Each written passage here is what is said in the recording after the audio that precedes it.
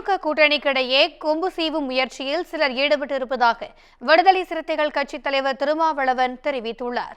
இது தொடர்பாக அவர் வெளியிட்டுள்ள அறிக்கையில், திமுகவுடன் கூட்டணி குறித்து சந்தேகம் குழப்பும் சதி அறிவோம் எனவும், விஜய் கட்சியுடன் விசிக கூட்டணி அமைப்பதாக ஒரு தோற்றத்தை உருவாக்கி வருவதாகவும் தெரிவித்துள்ளார்.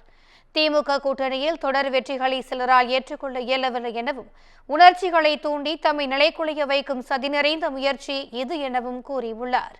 நூல் வெளியீட்டு விழாவுக்கு அரசியல் உள்நோக்கம் கற்பித்து நம்பகத்தன்மையை நொறுக்க சிலர் முயற்சிப்பதாகவும், ஆளுங்கட்சி மற்றும் அதிகாரிகளுடன் சின்னஞ்சிறு முரண்களை கூர்த்திட்ட முயல்வதாகவும் குற்றம் சாட்டியுள்ளார்.